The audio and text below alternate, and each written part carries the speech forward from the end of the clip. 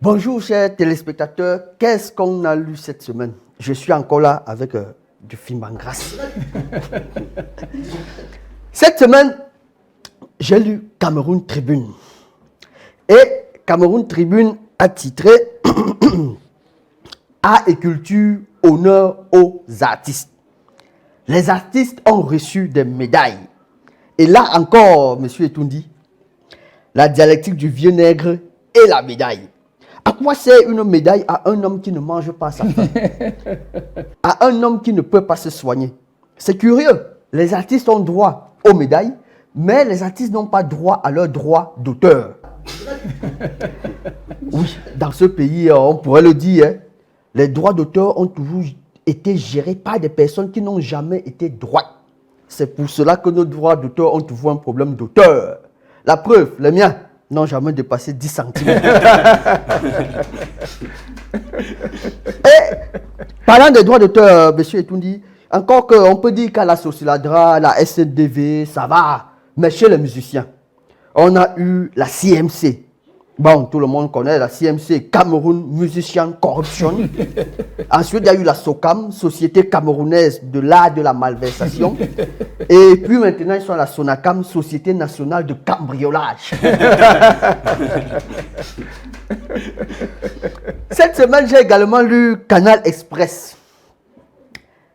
Et dans Canal Express, on pouvait lire Direction générale des impôts. Le Premier ministre John Gouté inaugure le nouvel immeuble. Les impôts ont un nouvel immeuble. Il était temps. L'imposture avait trop duré. Avec tout ce que les impôts prennent dans ce pays, il fallait un immeuble digne. Ah oui, monsieur Etoundi. Parce que, avec ce que font les impôts dans ce pays, rassurez-vous, à l'horizon 2035, dans un dictionnaire de langue française, vous allez voir imposteur, mot français d'origine camerounaise, individu qui travaille au service des impôts. Cette semaine également, monsieur Etoundi, j'ai lu La République. Et dans La République, il est écrit Marois, 10 millions de nordistes vomis par les populations de l'extrême nord. C'est normal. Le mouvement s'appelle 10 millions de nordistes. Ce n'est pas 10 millions d'extrémistes. Parce que figurez-vous que la région de l'extrême nord est l'une des rares régions du pays qui porte très bien son nom. À l'extrême nord, tout est à l'extrême. Hein? Les inondations, la famine, le choléra, l'insécurité, le terrorisme religieux. Bref, c'est une région d'extrémistes. Donc, ce qu'il faut, ce n'est pas 10 millions de nordistes, mais c'est 10 millions d'extrêmes. Cette semaine également, j'ai lu Le Soir. Voilà. Dans Le Soir régional 2020, Paul Biya accorde un appui financier aux chefs traditionnels. Je crois que c'est la preuve que le chef de l'État est au courant des travaux des chercheurs camerounais. Oui.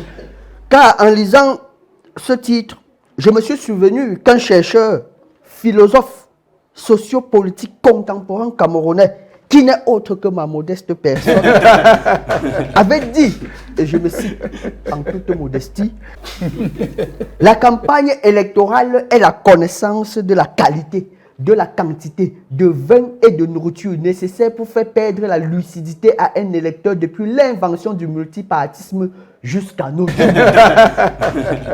Donc, avec cet appui financier, les chefs vont mieux battre la campagne électorale. Oui, parce qu'au Cameroun, une campagne électorale sans pain sardine, c'est comme une année sans marche de protestation au MRSC. Bon, encore que monsieur Etoundi, il faudrait que l'argent arrive à bon port. Hein. Voilà. On se connaît. La météo, cette semaine, j'ai lu dans le quotidien La Météo, les avocats militants du MRC mettent leur plan diabolique à exécution. Donc, selon La Météo, la grève annoncée par ces auxiliaires de justice est une manœuvre détournée pour déstabiliser comme au Nozo le reste du pays. Encore le MRC, monsieur Etoundi. Je crois qu'on pouvait déjà dire dans ce pays que MRC signifie tout simplement marchons régulièrement au Cameroun. Mais là, la météo est en train de nous apprendre, avec cette déclaration, que MRSC pourrait aussi signifier « mettons en rogne les Camerounais ».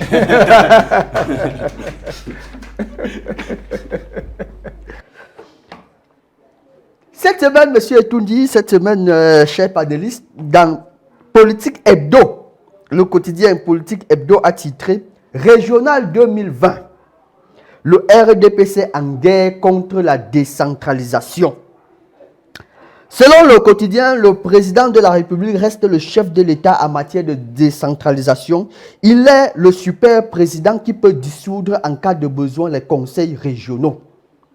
Bon, on avait déjà entendu dans ce pays que RDPC signifie « rendons définitivement pauvre le Cameroun ». Et là, Politique Hebdo nous apprend encore que RDPC serait aussi réduire la décentralisation en pièces au Cameroun. Ou encore, RDPC, les régionaux dépendent du président du Cameroun. Et c'est aussi là la force et l'intelligence du RDPC, il faut le souligner. Ils ont quand même eu cette sagesse, cette intelligence d'avoir le sigle de leur parti correspond très bien à tout ce qu'ils entreprennent. Parce que, figurez-vous que on peut aussi dire que RDPC veut tout simplement dire « rendons difficiles les projets de la CAN ».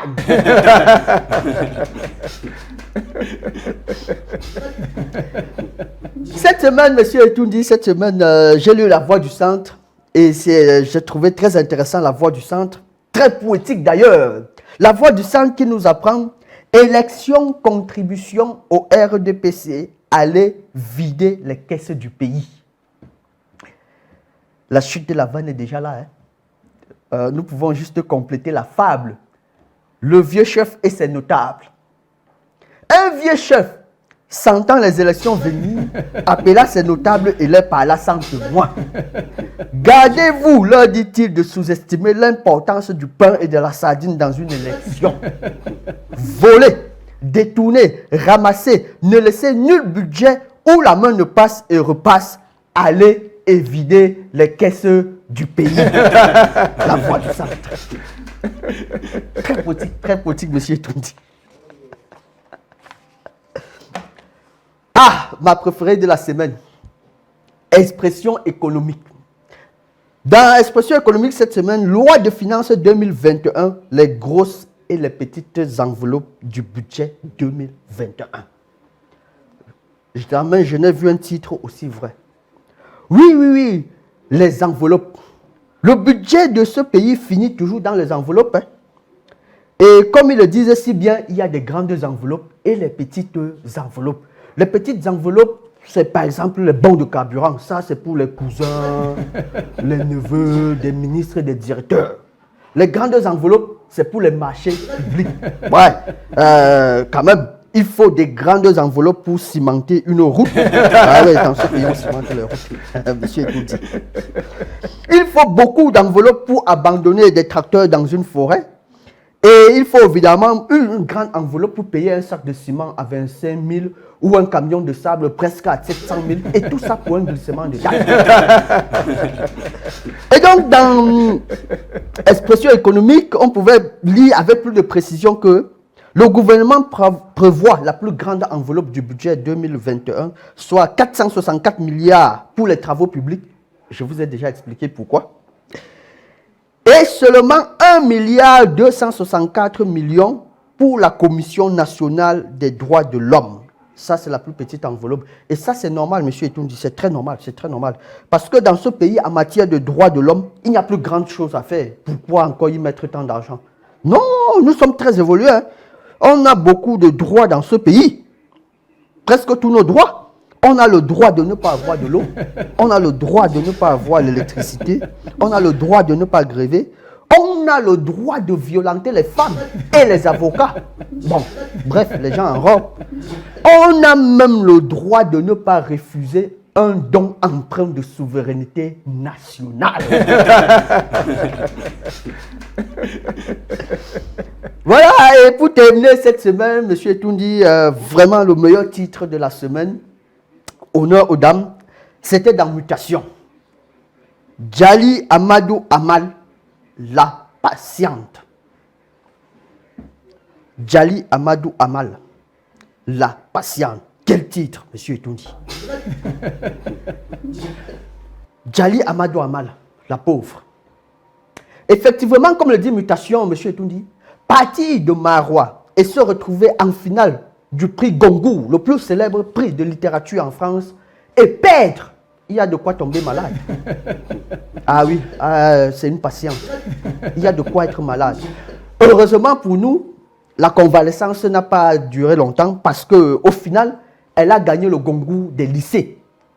Bon, c'est pas quand même le grand Goncourt, mais c'est quand même quelque chose. Et c'est déjà à féliciter. Et puis, j'aimerais juste ajouter, monsieur Etoundi, de toute façon, Amadou Amal était prédestinée à être une grande dame. Pour la simple raison qu'elle s'appelle Amadou.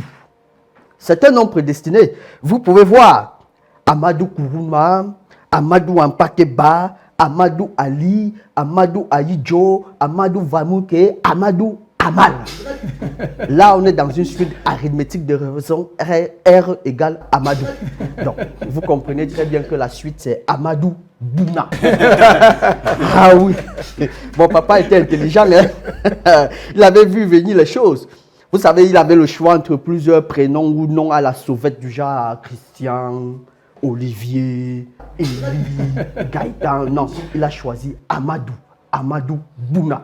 Donc, Amadou Amal, merci de perpétuer la légende de Amadou. Vive le Cameroun. On se revoit la semaine prochaine. Et d'ici là, buvez du Fubangas. On n'en est pas encore fini. Merci, monsieur Etoundi. Merci, chers téléspectateurs. À la semaine prochaine.